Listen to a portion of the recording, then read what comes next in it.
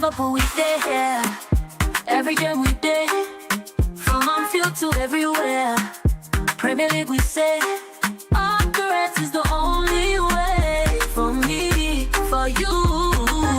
We chat football, eh. We chat football, eh. Liverpool we there. Premier League we there.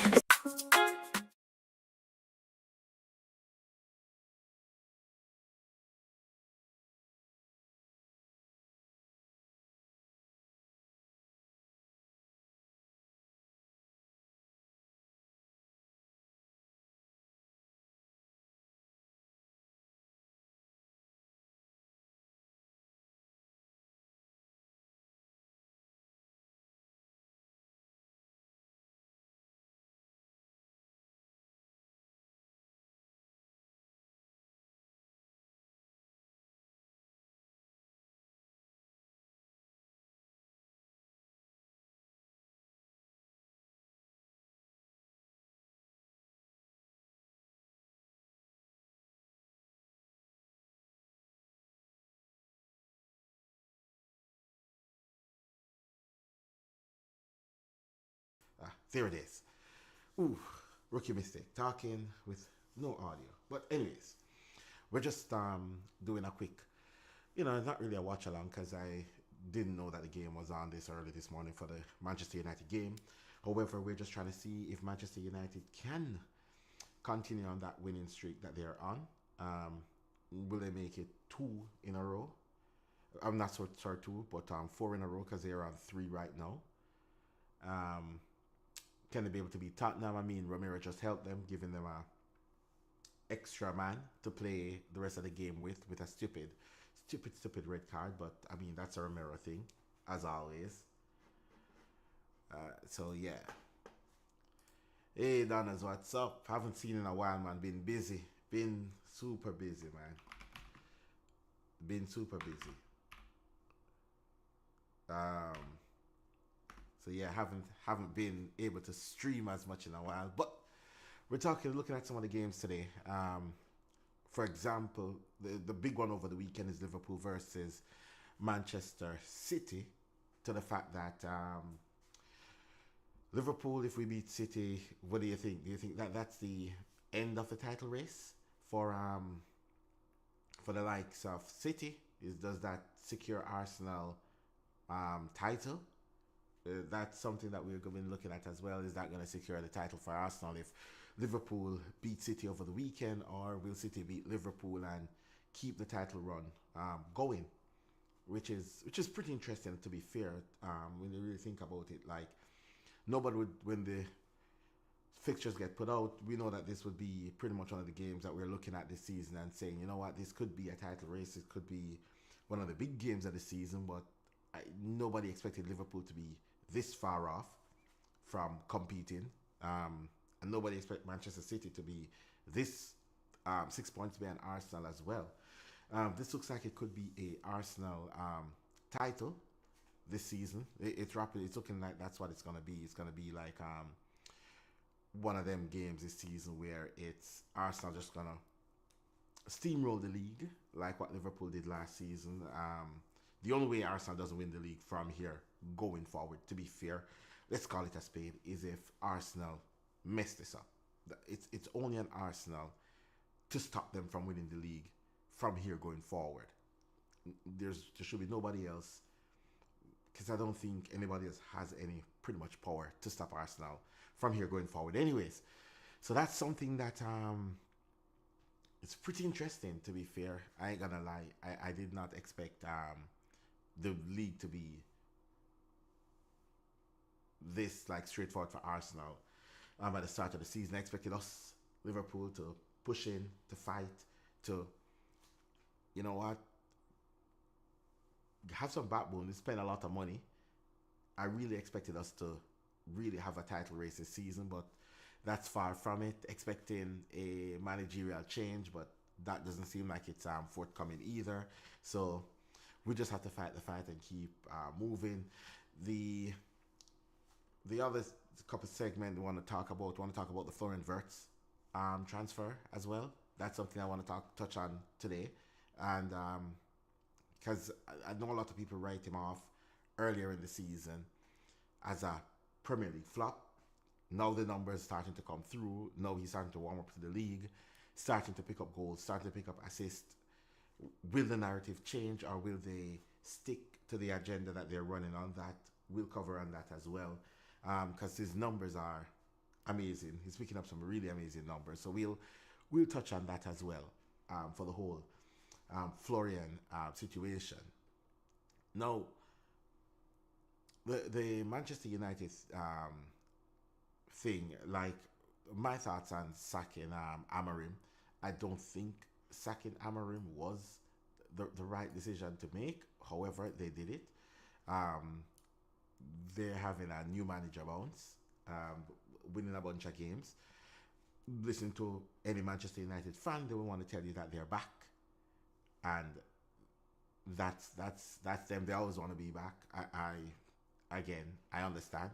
I remember when Liverpool was in similar position, and every season, like, we're talking, we need to be back. So I get that from their perspective, where they're like, okay, then we're back this time. This time we're finally back. We're looking good, all that kind of stuff. But again, it's easy to say that you're back,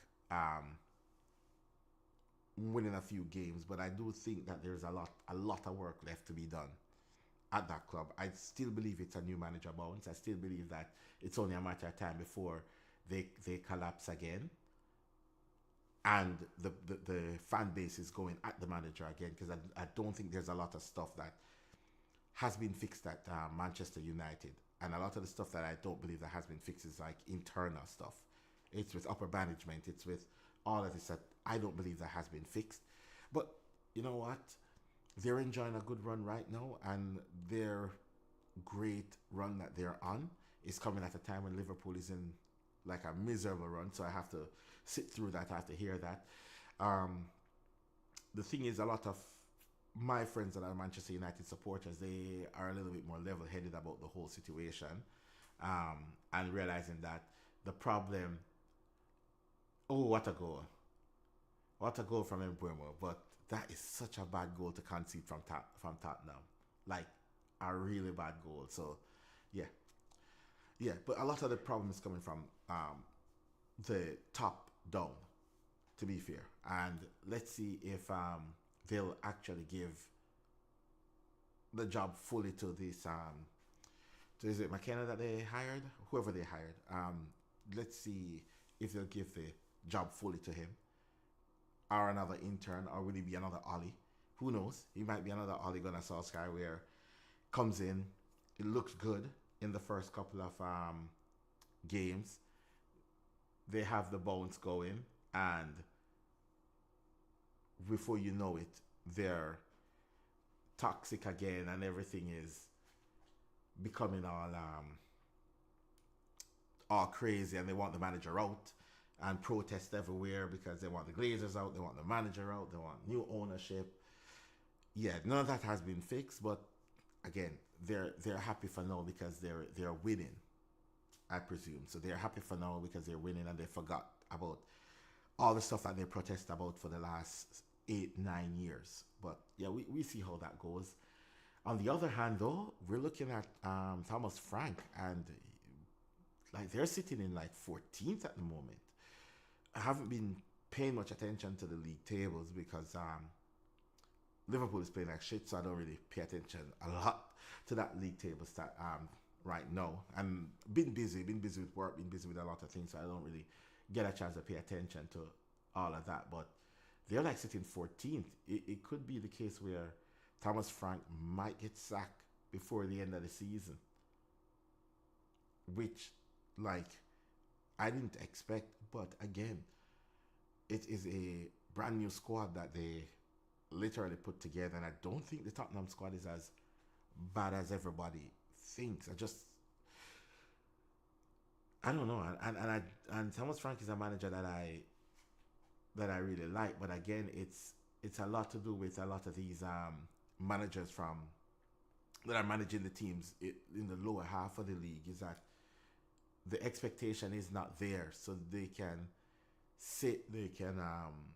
play defensive, they can hit teams on the counter, they can look really well doing that because the expectation is not there. But then once a lot of these managers move into clubs that actually have expectations, then you start seeing it unravel. Because, like, I would say that one of the things that um, Thomas Frank would have brought to Tottenham would have been defense stability, and trust me, they still look all over the shop at this moment. And that's with a coach that is known for being defensive. But again, that's the other thing too. It's like different caliber of players require different type of manager. And sometimes, like, a lot of these managers go into these top clubs with better players, and they struggle because they struggle to get um, their ideology across, their way of playing across, because it's easy to get, like, I would say, a younger player that doesn't understand and is looking up to that manager. But then when, like, a manager goes in to, like, a club that a lot of these players are, like, from bigger clubs, so they understand more of what's happening, then it's kind of harder to get your message across, because then if they figure that you're speaking like bullshit, and they just won't listen to it. And that's kind of where I feel like it's falling for Thomas Frank at Tottenham. And also there's a lot of like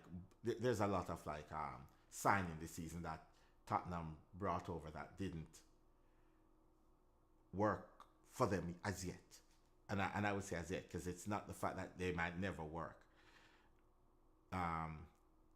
Still looking at the likes of like Xavi Simons that haven't worked out yet at Tottenham, but doesn't mean that he might not kick on next season. But maybe the style of like Thomas Frank doesn't fit the likes of a Xavi Simons, because it's like he's used to playing in team that imposes, not teams that sit off. And at the moment, Thomas Frank is a manager who, again, as I said, with his team at Brentford, it was a lot of sit back. I do expect that they would have been playing better. I do expect that they should have been higher up in the table, but where they're sitting right now, sitting at 14th right now, it's kind of one of them where you're looking at it and thinking, could he lose his job? Could he be on the chopping block with like the likes of Arne Slot and other managers that have been underperforming this season? We see Chelsea pull the plug on Maresca, which it is crazy because of where they're sitting in the league, pulling the plug on a manager like that. And it's one of those too, because each time Chelsea fire a manager, they get one less qualified manager. And that's one of the things that I'm looking at and being like, okay, that's kind of an interesting way to go about it. And will this come back to bite Chelsea in the future? Not sure. 100% not sure if this will come back to bite Chelsea in the future, like the signing of their manager as well, because that's another manager that looks like a deer in the headlight right at this moment at Chelsea. He picks up some vital win, but then you look at the game that they played against Arsenal in the Carabao Cup semi-finals, and you're looking at it like, okay, then one, you kind of let the Arsenal coaching team get into your head from the early part of the game, that you're getting pissed off that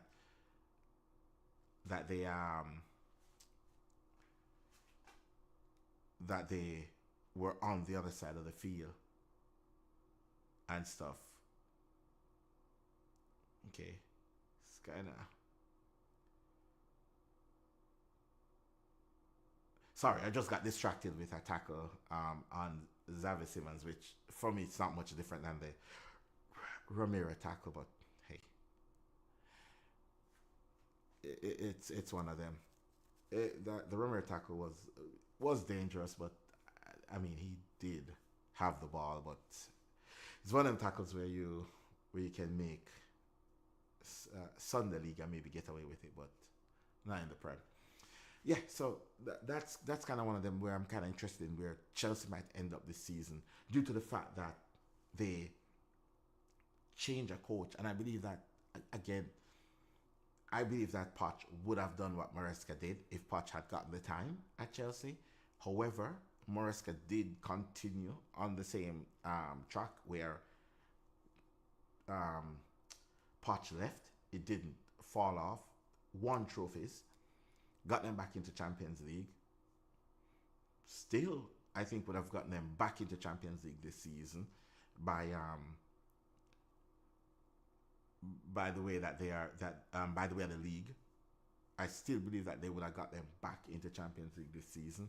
However, when you look at it and they sacked him sitting in, was it fifth? I think fifth or sixth they were sitting in, but again, it wasn't much points off fourth. I do believe that they would have gotten into the Champions League via that way, but hey, they pulled the trigger on him and decide that that's it. Get somebody else in, and then they decide to get a younger manager in, which for me is a massive surprise.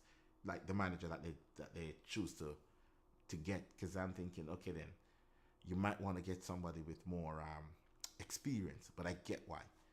The payout package is a lot less. Sorry, it was just like Tottenham was in on goal. What kind of pass is that?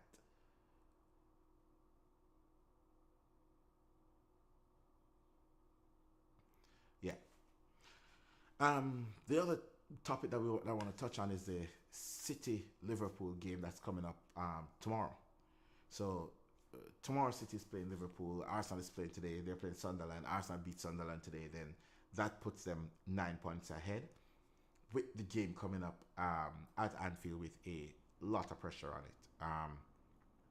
A lot of pressure for Arsenal, for City, sorry, and a lot of pressure on Liverpool on it, because Liverpool need to start picking up points. Arsenal need to start getting some points.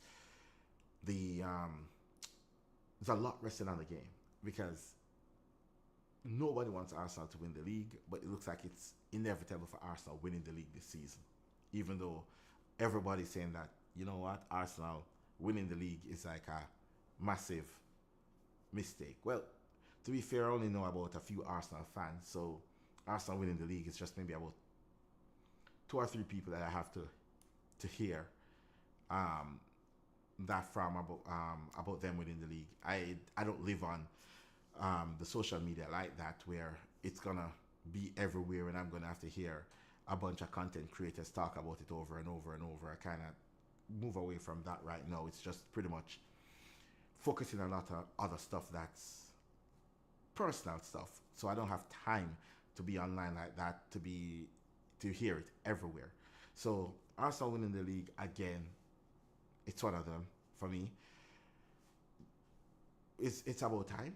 If you'd ask me, the amount of money spent, the amount of time that Arteta had with the squad, winning a league this season, massive achievement for Arsenal. However, it's not done yet, because again, coming into this game over the weekend, if they drop points at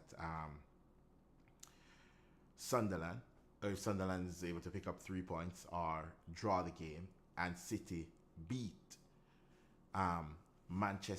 City beat Liverpool, then this could be massive. This could be a massive game if that's the case. Because then if City beats Liverpool, that could close the gap now to 4 points. If they draw at Sunderland this weekend, or if Sunderland beat them, that could close the gap to 3 points. And now we're going into the final running of the games with massive what do you call it, like massive points to play for in the final running of the season. And for me personally, like, I would love to see that. I would love to see a title race this season, not just a runaway. I wanted to see one last season as well, but again, with Liverpool being a part of a title race, a runaway league, an easy league win for us is I will always take that. I'll always take an easy league win over one that you're digging in, title race, come down to the wire, and then you win. Because I've been in so much of those title race over the years where it comes down to the wire, and then once it hits the wire, then that's it for us. We lose by a point or one of those things. Like, I do not want to experience that anymore. So for Arsenal, a win like this would be massive. They don't care. They do not care if it's by 1 point or by 2 points or by 9 points. They don't care. But again, as I said, with Donna's with the commentators that he'll never watch the Premier League again if Arsenal win the title.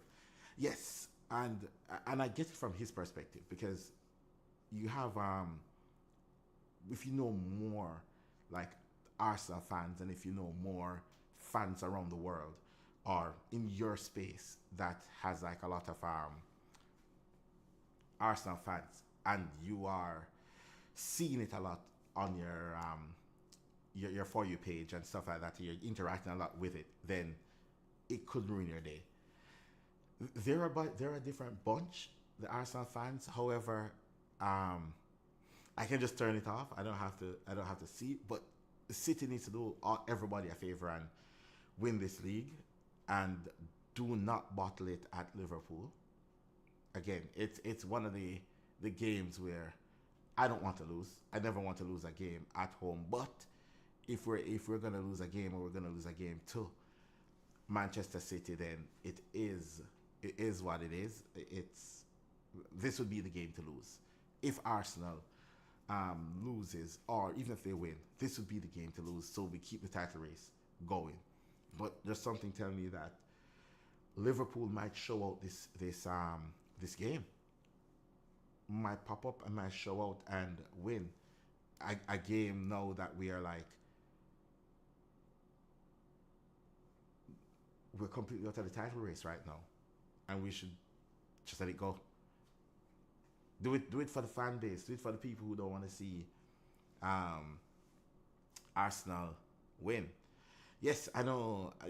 The average fan is saying Saka is better than Messi. However, I mean, Florian Wirtz is having a better season than Saka this season, but they don't want to talk about the fact that Florian is having a better game than season than Saka, even though their brand Florian has a flop this season, but numbers showing that they feel like Florian is a flop, and most of that is coming from the Arsenal fan base more than any other fan base, that Florian Wirtz is a flop. However, they don't want to talk about the fact that Saka is having a mad season.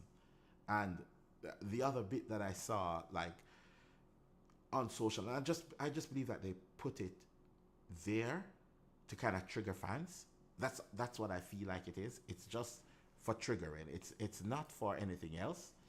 But the fact that also that they're also saying that, as you say, Rice is better than Gerrard. Rice is better than Xavi. Rice is the best midfielder the world has ever seen. And again, it's like, okay, where do you get all of this from? Like, come on, where is this coming from? Where is this hype coming from, these players? Like, one, I'm not saying Declan Rice isn't a good player, but he's yet to be the catalyst in winning pretty much anything outside of West Ham in a conference league, right? Outside of the conference league at West Ham, he's not been the catalyst of winning anything. And even if Arsenal win the league this season, Declan Rice won't be the catalyst for Arsenal winning the league this season.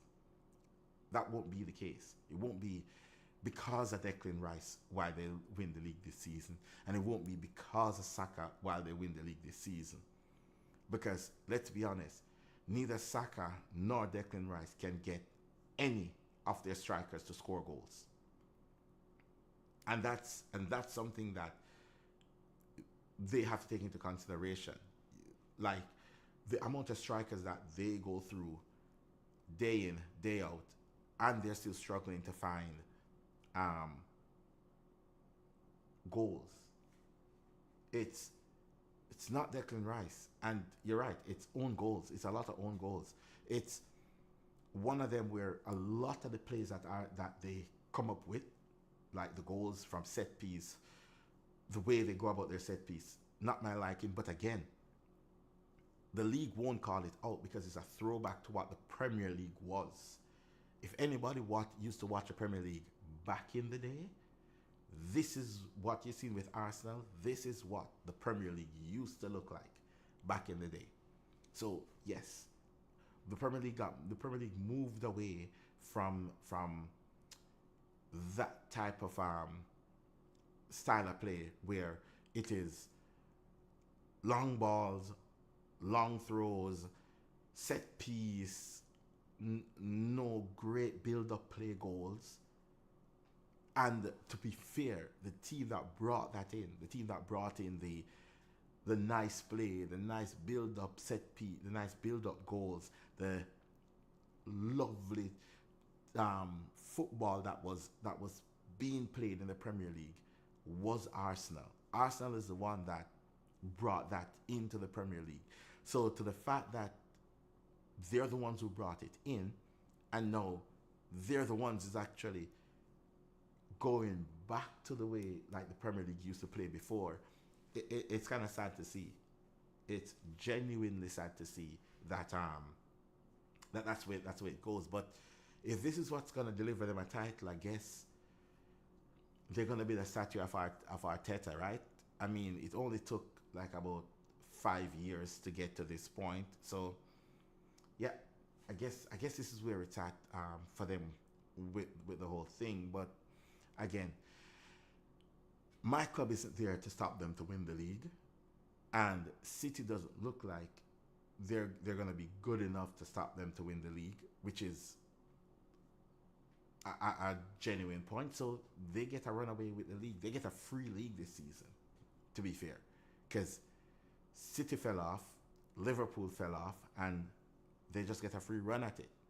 But you won't hear them saying anything about City or Liverpool falling off for them to win the league. You're gonna hear them talk about how great of a team it was and how much they put in to win the league. Because again, anybody outside of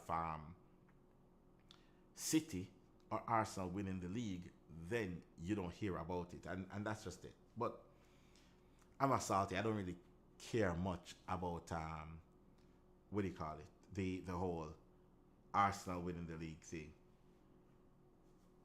Yeah, Villa would be our only hope, but again, Villa is gonna fall off because again, they have players that is like the likes of Harvey Elliott that I want to touch on as well. That is in a limbo right now when it comes down to his future, his playing style, and everything.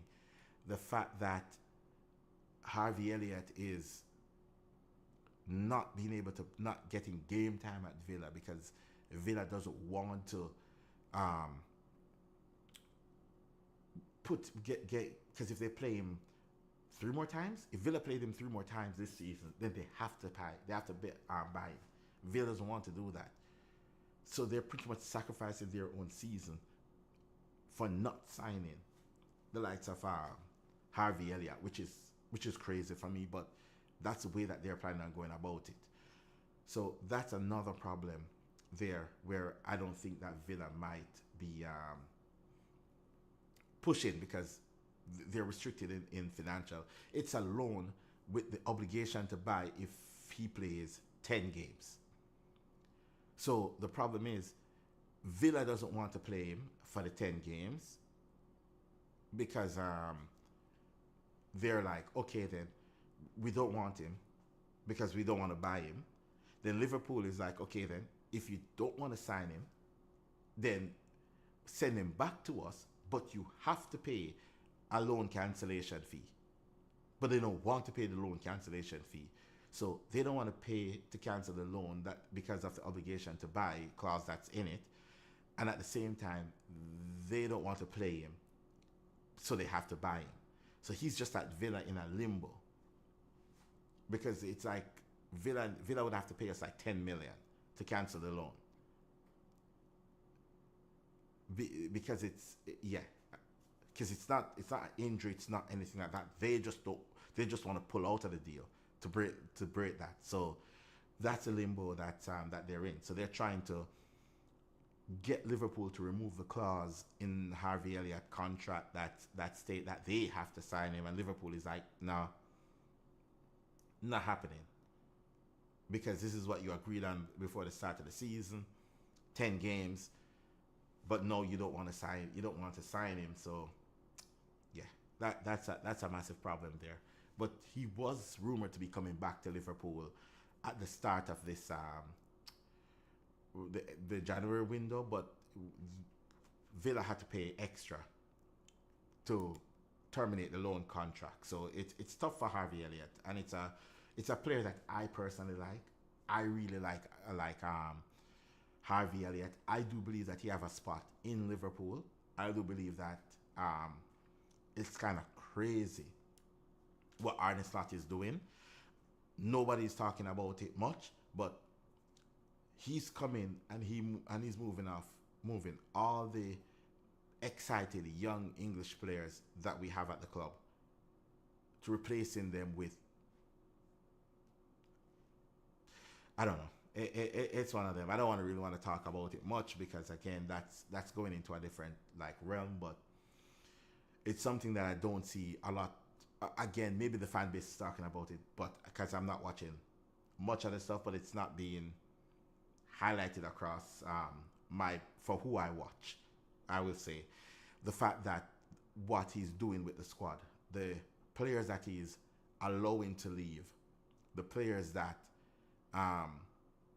has future, massive future in the game, and he's just allowing them to walk out the door because he doesn't want to use them.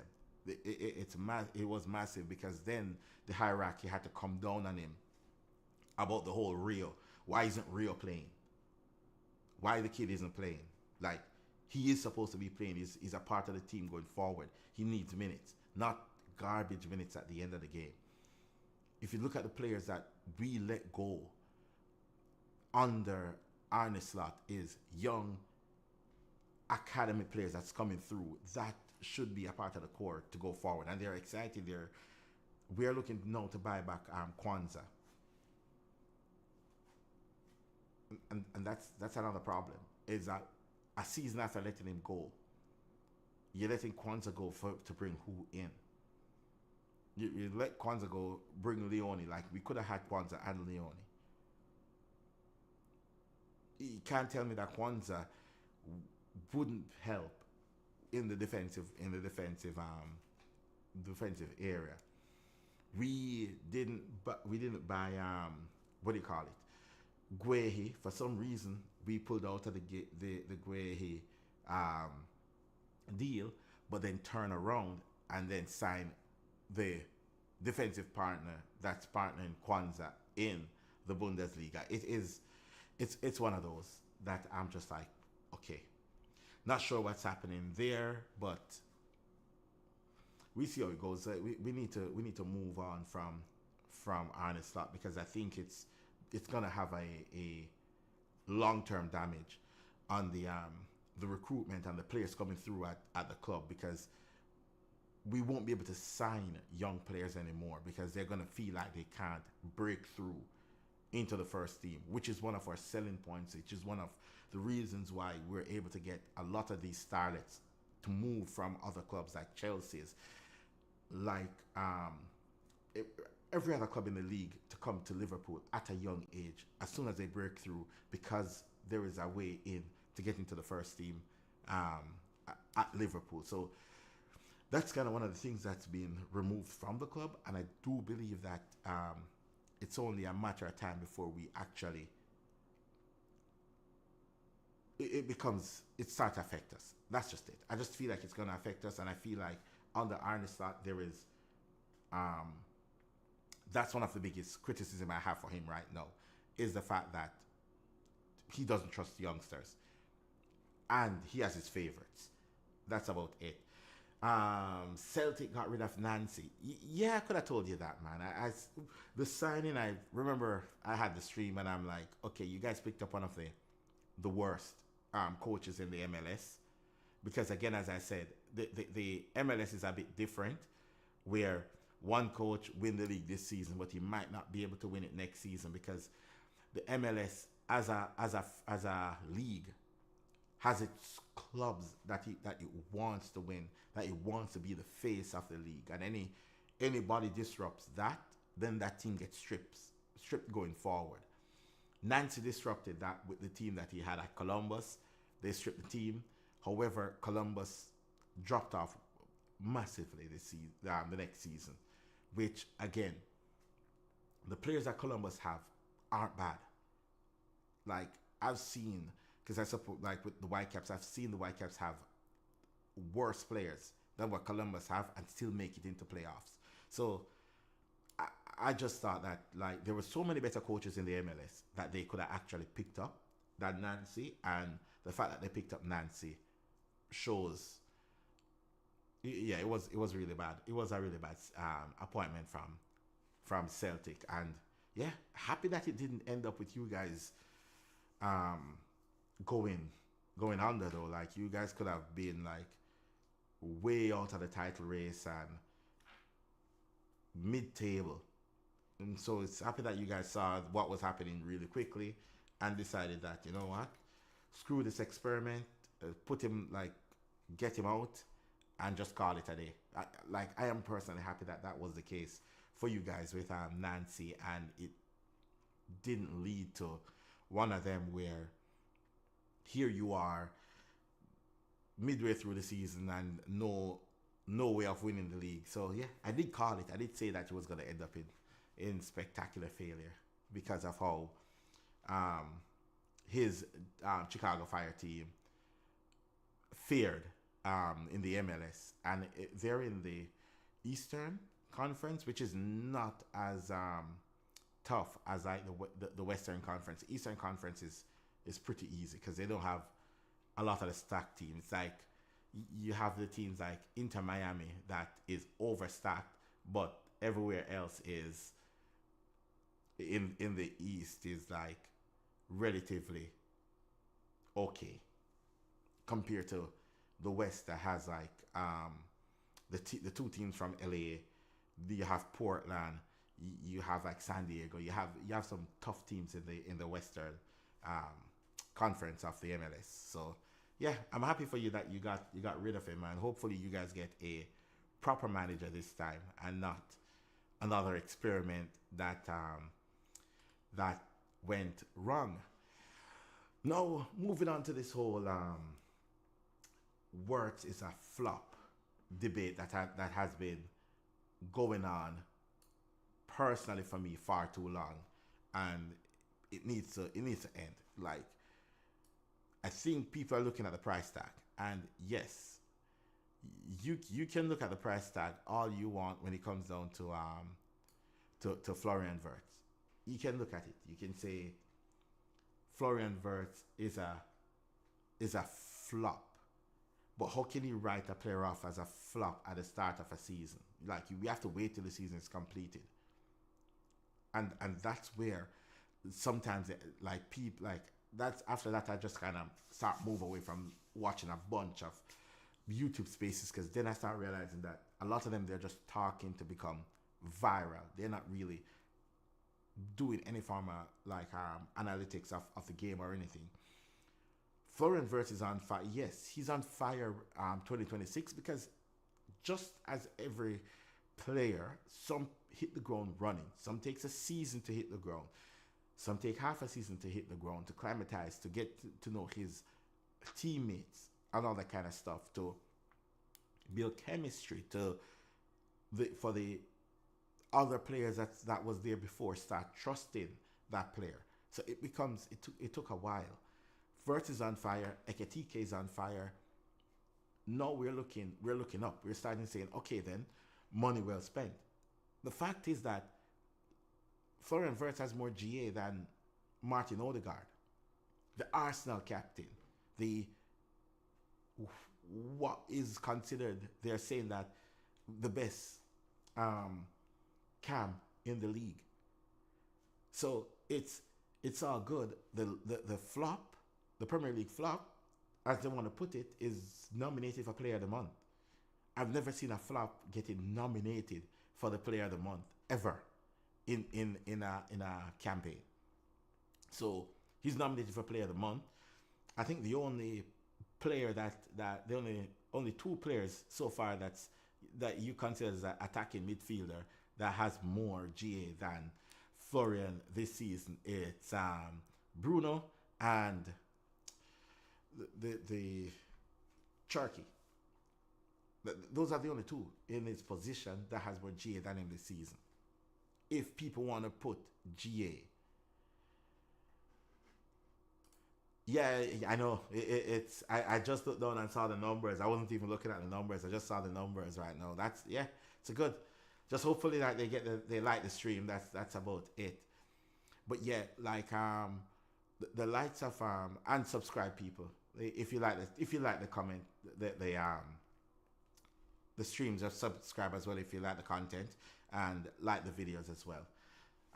Thanks for pointing that out. I wasn't even paying attention to that. I was just watching the game and just keeping to the script. Yes, the likes of Florian Wirtz has been one of the bright sparks for Liverpool this season.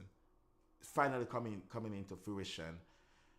Link-up play is looking really good. He's finally getting the goals. He was getting in the right positions before, but at the same time, while getting into the right positions, he was missing a lot of chances. A lot of the plays that he was trying to make earlier in the season was not coming off. Players were missing a lot of chances that he was creating as well, which, again, would have raised his GA higher this season. But he's going great. He could end up with some anywhere between 15 to 20 GA still before the end of the season. We're still have a chunk of the Premier League season to go. We still in the other round of the Champions League. We're in the FA Cup still. So there's still a lot of football to be played for you to just write off somebody as a flop of the season. And we know what they're gonna say. It's gonna be pinpointed to the fact that, hey, guess what? He didn't start it well, and now they're gonna move the goalpost too. And I can just hear it because I know how the social media thing works. Oh, he's only doing it against the small teams.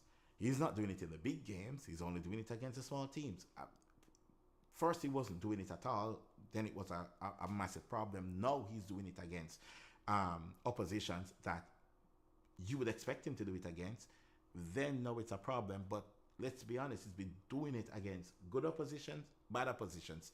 The fact of the matter is, Liverpool themselves is having a horrendous season this season. So, is it a Florian Wirtz fault that we're having a bad season? Is it the manager's fault that we're having a bad season? It's a combination of, I would say, all the players, seasoned players, players that are new to the club. The manager can't figure out his best starting 11. The manager not playing players in the right positions at the start of the season. The manager sticking to players that were not unformed at the start of the season, not playing players that are unformed. There is so much that's happening with the with Liverpool this season that made me question whether Arne should be the man to continue going forward with them. And personally, I don't think that he should be. I think that Liverpool should think about moving away from him due to the fact that there's just stuff that I'm seeing that I'm worried about the future of the club. If he starts winning and nobody cares about that, then sure. really have time for him because again he delivers a title. I'm just trying to figure out where that manager was that was there last season, that was able to make in-game decisions, that was able to make a lot of changes happen and enforce them. See the game going wrong, fix it immediately. Now, hear me out. I know that's kind of different right now. Every manager in their second season, clubs figure them out and they find a way to stop them from playing. And these managers have to find a way of how to come up against that. And maybe, who knows, third season, it might be a better one for Arnie. He might be a better one for Arnie third season. If he's there till third season. Yes, XXIX is a massive standout this season. But also the fact is that during this time too, XXIX have seen spells on the bench that XXIX should not be on the bench for. And that's the other thing. It's like the spells on the bench from Arnie on XXIX shouldn't be the case. Because we're looking at it and we're thinking, he has started the season well. As soon as Isak was fit, XXIX went to the bench. That's the reason why he got the red card earlier in the season. That is one of the reasons why his momentum from scoring kind of dropped, because we're looking at it and it's like, okay then, here is XXIX, he's putting in the work, he's getting the goals, the manager keeps pulling him out. Just keep him going. He's on fire. Let him cook. Let him continue to play. So that's a couple of things that the manager did wrong at the start of the season. I would say that forced the problem in the squad, and it's a bit frustrating. I don't want to continuously go on and on and on and on about the manager, but he has a lot of blame to take on where we are this season and about a bunch of the players that we signed this season that hasn't kicked on. Right? Yes, I know Kirkesh is not the best right at this moment. However, we know what we were buying when we buy Kirkesh. We know the type of a left back that we were buying, but we are not playing to Kirkesh's strength. And the reason why we are not playing to Kirkesh's strength is due to the fact that we have Gakpo on that side that's not willing to work with Kirkesh to make sure that we get the best out of every single player on the field. Van Dijk is off this season. He's not looking the greatest this season. However, there is a lot of criticism on Van Dijk online, saying that he was never a good defender. But if you have to wait until somebody is on the decline to start to say that your point is valid that you made 6 years ago, then personally that says more about the individual who is making the claim that Van Dijk is not good, because you have to wait until he's on a decline before your points become relevant. But he's having a horrendous season this season. The fact that right back, we're having lots of problem in right back. Lots of problem. And that's not from the players. That's just from the players staying fit. Between Bradley and Frimpong, we can't keep any of them fit this season, which is rather sad. Konate is going through the regular Konate season. A Konate season starts slow. Then when the second half of the season term comes around, he starts to pick up form and he looks amazing coming up to the end of the season. The problem is we do not have any cover for him throughout the season that we could look at and be like, okay then, here we are, we can rest Konate, we can bring this player in, and it looks great. We don't have any cover for him because, again, we let Kwanzaa through the door but didn't bring anybody in, because we had Joe Gomez, who, let's be honest, he's been at Liverpool for 11 years and When he's fit, I would probably say he could become one of the best defenders, Joe Gomez, when he's fit. However, he's not fit enough to put a run of games together to cement a spot down. So we know what we're getting at from Joe Gomez. The fact is, we need a Virgil van Dijk replacement, I would say, and also a Konate replacement. And we went into the window this January and we're thinking 20 million for Guehi should be a bargain. Like, okay, they want 20 million, pay it, let's move. But we decided not to get Guehi, which I don't understand. I personally don't understand why we didn't sign Guehi, but guess what? The club decided that they don't want to move in that direction, and hey, they move in a different direction. And again, is it due to the fact that somebody else didn't want the deal to go through, or is it the club just I don't know about the Guehi thing. Trust me, I don't want to start with a conspiracy, try to wrap my head around it. All I know is that we should have signed Guehi, but we didn't, and it's the club decided that they don't want to. So hey, we keep it moving. We sign another young centre back, which hopefully he can come good. Yeah. So that happened in the summer. That the Guehi deal collapsed due to that. But I thought that we would have gone back in for him in January before he moved to City, because it was just 20 mil. But I'm thinking that they might not want to go in a bidding war with Manchester City for Guehi. But again, as I'm thinking, it's like, try. At least match City's bid and see if he'll come. I don't know what took place in that whole Guehi deal, but for some reason the deal fell through, and it is what it is. We just have to keep moving. We just have to keep pushing, and then figure out where we land at the end of the season. But yeah, there's a lot of strange transfer deals that happens around the club in the last two transfer windows, which for me it still have me question the transfer committee a bit, but they know what's best, right? They could have. They could have, but I know like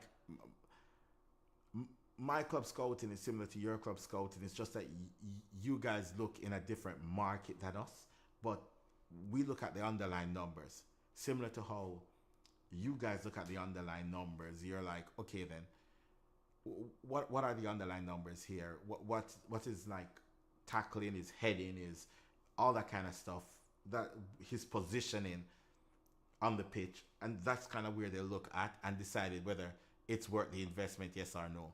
But again, as I said, from what I see from Leone when he played before he got the season-ending injury, he looked like a centre-back for the future. And if this kid that we bought as well is going to be a centre-back for the future as well, then I guess it's Van Dijk moving and they're partnering Konate. If Konate stays, I'm wondering if that could be one of the reasons why they didn't sign Guehi as well, is due to the fact that the injury at the right back and the wages that Guehi is gonna be on, because that also plays a massive role, is the price that they will be getting Guehi for, the wages that they might thinking that they might want to bring somebody else in, which they went to bring the left back from the right back from Inter in, but the manager said he doesn't want him because he's not fit right at this moment, and he would be fit the end of this month. And he's like, no, it makes no sense. We go for him as well. So I guess Sabasai is gonna be filling in at right back, and that's how it goes. But going into the season, I know that we needed cover at centre back. I was hoping that we'd be in a better position than what we were like right now, where we could actually spend the money in January. But again, also look at it and thinking that the club is thinking that we might not make Champions League. It's a high chance that we might miss out on Champions League, so they're actually watching their spending and trying not for FFP to hit if we miss out on Champions League. I do believe that that's one of the things that's going into the back of their mind, that there's a chance that we might not make Champions League. And if that's the case, then we have to figure out our spending in January. But I don't see the reason why we can't make Champions League. We have the quality to make Champions League. We just need to figure out how to get these wins together, because the manager do need to figure out how to get these wins under his belt. Now, the other thing is that I want to touch on is the Saudi Pro League for Mo Salah. I think Mo Salah might be leaving this summer for the Saudi Pro League, due to the fact that Ronaldo is kicking up a fit because Benzema moved to a rival club, and they are not stacking the league for him to win. Well, I mean that sounds like a fair gain to me. Is that they're not stacking the club for him? Is that they're trying to make the league competitive instead of stacking one club and not worrying about another club? I think that's a good move. It's not like the MLS that they stack the league for Messi, and anybody who challenge Inter Miami, then they just strip players from that club and just pack it into Inter Miami. So Inter Miami is like overly stacked against all the other MLS club, because again, they rather just do it that way. So, for example, Inter Miami win the MLS, they win the CONCACAF Champions League, and it makes the league look better. Yeah, and that's the thing. And that's why I believe that they're looking that there might be is that 2-0 or offside? Or offside. And I think that's what they're looking at as well. That's why I think they're looking at Salah, is because that if Ronaldo leave, that's going to free up everybody. And that's the thing that I don't think Ronaldo realized, is that you making so much money. Where's the offside? You make so much money, it's going to stop them from signing other players. Oh, Man U's winning. Man U is 1-0 up. And Tottenham has a red card, so they've been playing with 10 men for the longest while. It's kind of peak. It is peaking for Tottenham. So yeah, I do believe that they might come in for Salah, because if Ronaldo leaves, that's freeing up a lot of wages that they can turn around and give to someone else. But the problem is Ronaldo wants to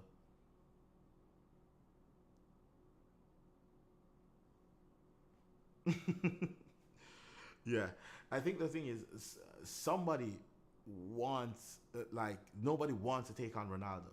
That's the thing. He wants to leave, but nobody wants to sign him. I think he could have moved to the MLS, but the MLS is not going to give him $500K a week. He has to take a massive pay cut to come to the MLS. It would bring a lot of seats in the stadium, and again, it would be the Messi Ronaldo retirement league fund, which is the MLS. So they could look to bring the lights of Ronaldo in the MLS. Good for ticket pricing. People will be showing up to get to see him play again. I presume, but because there's lots of Manchester United fans everywhere, so they'll come out to watch their boy Ronnie play. Well, and again, that's it. Outside of that, where else is he gonna go? It's gonna be peak for him. So if he wants to get out of Saudi Arabia, I think, and I also think that Al Nassr is not pushing to renew that contract for Ronaldo,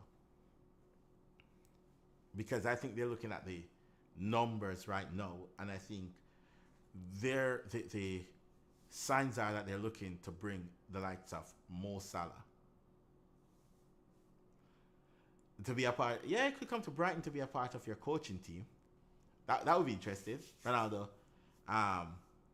coaching Brighton. That would be something interesting. But as I'm saying, I do think that Salah is gonna be the next face of that league, and I think that they will get more value for money having the likes of Salah in the Saudi Pro League, due to the fact that of it's much easier to sell a Muslim player to to like Muslim countries in that way, packaging it as the face of the league and stuff. So yeah, that's kind of where that is. Well, anyways, this is where I'm going to wrap the show up. Thanks to everybody that joined. Again, you can subscribe if you want after it. I have a lot of views this time, and which is great. And again, catch you again. I might start moving the show to Saturday morning instead of Friday evenings, because again, I can interact with some of the fans and all that kind of stuff. All right, hold on a second.